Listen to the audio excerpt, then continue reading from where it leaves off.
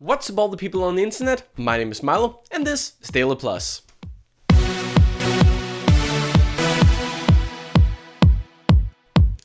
Hello everyone once again and welcome back to DailyPlus, your favorite show about everything Eurovision. So today we have a nice bit of news. This weekend was the Super Saturday and we have a lot more songs and artists ready for this year's Eurovision. Other than that, today we also have a little bit of a fun fact and of course we have the return of the Song of the Week. Without further ado, let's get started. And we are starting the news with the fact that they are getting ready down under to release their Eurovision entry. This week on March the 3rd, Australia will be announcing their singer for this year's Eurovision. It's going to happen during a special concert with Conchita Wurst, who won the contest in 2004 and brought the contest to Vienna last year, which was also the first year that Australia took part. We don't know yet who the singer is going to be for Australia, however there are a couple rumors that it might be Delta Goodrem, a very famous Australian singer who also wrote the song My Girls, which was sung by Bella Page for Australia during the Junior Eurovision last year in Bulgaria. Australia participated in the Eurovision Song Contest for the first time last year. Originally they were only invited as a special act for the 60-year celebration of Eurovision, because Australians have been watching the Eurovision for many years. However, because Guy Sebastian and Tonight Again did so well, placing 5th in the grand final, the EBU has decided that they're gonna be back. However, this year they will be participating in the semi-finals. One of the big 5 countries that are currently trying to find their entry, that is France. The French broadcaster has already said that they have a singer and a song ready. However, they aren't going to be releasing it until the middle of March. But a new rumor has emerged. A former commentator from the French broadcaster has revealed that according to him, it's going to be Amir Haddad singing for France this year. Amir is a French-Israeli singer who has actually tried to represent Israel in Eurovision before. According to the commentator, the song has also already been found. This is a supposed song and artist for France.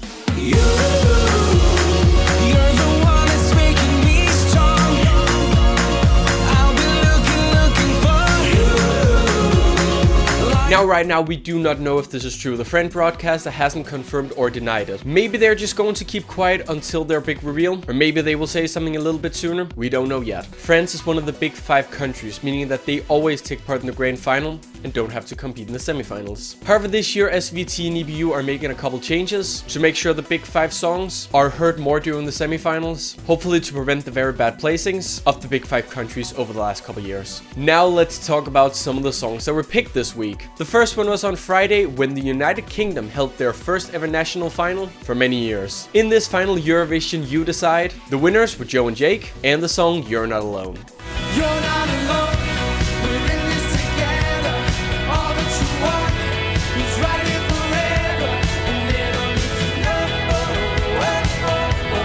Joe and Jake won Eurovision You Decide and are now on the way to Stockholm for the Eurovision Song Contest. Joe and Jake both participated in The Voice in the UK last year, and although they didn't participate as a duo, they became very good friends during the show, and lately they've been starting producing music together. Joe and Jake were chosen out of the 6 entries competing at Eurovision You Decide. The competition was held with a 100% public vote, which is definitely very different from what we've seen from the BBC over the last couple years. Last year the United Kingdom was represented by Electro Velvet with their song Still in Love with You. And just like a lot of the past couple years, this song gave another bad placing for the United Kingdom. Now let's get on to the Super Saturday, as it was called, because we had none less than 5 entries revealed for Eurovision this day. The budget national finals going on all over Europe. And the first one we're taking a look at is Adele, the Hungarian national selection. In Hungary, the winner was Freddie and his song Pioneer. A million hearts of a billion people, they probably were born to be. Freddie won the Hungarian national selection Adele this Saturday and is now on his way to Stockholm with the song Pioneer. Freddie began his career a couple years ago when he placed 4th in the first edition of Rising Star in Hungary. Now ever since then he's been working on his music and now he's hopefully going to be making Hungary proud at the Eurovision Song Contest. Last year Hungary was represented by Boogie and her song Wars for Nothing. Boogie managed to reach the final. Do you think Freddie can do the same? We will find out in May. Another contest was the contest in Moldova, and here the winner was Lydia Isaac and her song Falling Stars. The sky is thunder, it's coming down, the wildest Lydia Isak and her song Falling Stars is the winner that's going to be representing Moldova at this year's Eurovision. Lydia is still a fairly unknown face, but not necessarily for Eurovision fans, because part of the duo Glam Girls, she has taken part in Moldovan national selections in 2013, 2014 and 2015. However, this year she decided to go solo, which looks like it was a good choice, because now she's ready to fly the flag for Moldova in Stockholm. Last year Moldova didn't get to reach the final with their song Want Your Love. Maybe Lydia can do it this year? We'll find out in May. Slovenia also held their contest EMA this week, and here the winner was Manuela and her song Blue and Red.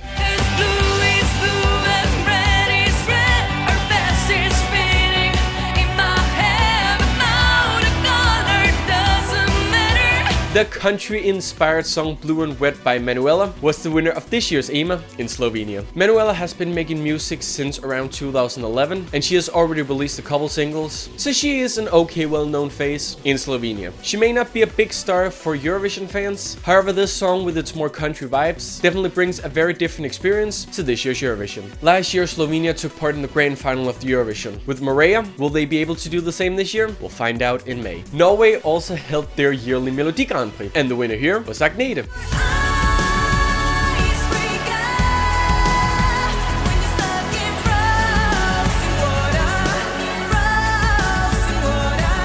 Agnete and her song Icebreaker was the big winner in Norway, taking home a landslide win. Now, this is not actually the first time Agnete has taken part in MGP. However, it's the first time she's doing it alone. She previously took part in 2011 with her group The Black Sheeps, which was also the group she won with in 2008 in the MGP Junior, which is the kids edition of the MGP. Last year, Norway was represented with Merlan and Deborah Scarlett and their song A Monster in Me. Will Agnete be able to secure Norway another top 10 position? We'll find out in May. The UMK in Finland was also held, and here the winner was named Sandra.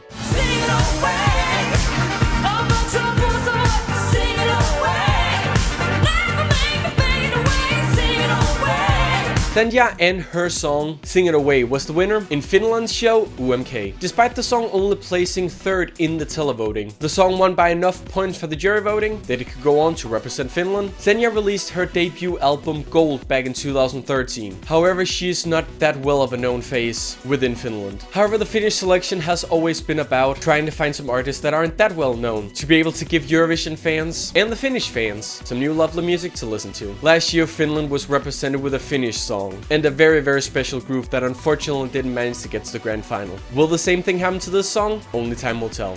That was all the news we had this week. That was a lot of songs, wasn't it? Now let's take a look at a fun Eurovision fact. Because today we're going to be talking a little bit about languages. Because do you know how many languages has taken part in Eurovision? Let's talk about it. As most of you probably know, back in the early days of Eurovision, there was a language rule, meaning that you had to sing in the language that was the official language in your country. That of course meant that countries with an official language being English had a greater advantage than countries who didn't. But it also means we've heard a lot of different languages in Eurovision. Everything from Western European to Eastern European to even some Asian and an African language has taken part in Eurovision. But how many? Well, if we look at all the songs and what language they've been in, or what languages they've partially been in, we currently have 57 languages that have been used in some way or another at Eurovision. However, that is all going to change this year, as we have 2 new languages coming in, possibly more, but those are the ones we know so far. First off, we have Crimean Tatar, which is part of the Ukrainian song 1944. And we also have Pontic Greek, part of the Greek entry that has yet to be revealed. Now, one thing that is interesting to note is that all these languages aren't actual real languages, because a few times an imaginary language have been used. Probably most noticeable being in 2003, when Belgium secured a 2nd place with their song in a made-up language.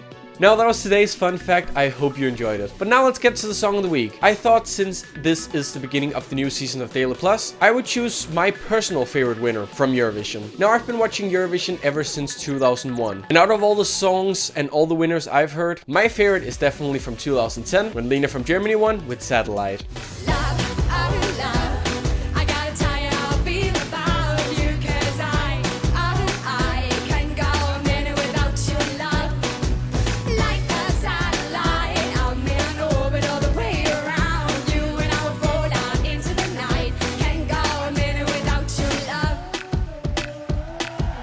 This song Satellite was the winner from Germany back in 2010, when the contest was held in Oslo in Norway. Now this is my all-time favorite winner, simply because I think it's rather quirky, but it's also a really good song. Now for this season of DailyPlus, I would like you guys to actually pick the songs of the week. So if you have a song from Eurovision you would love to hear on this show, that you think maybe not everyone has heard of, or you just want to give it some new exposure, let me know your favorite Eurovision song down in the comments below.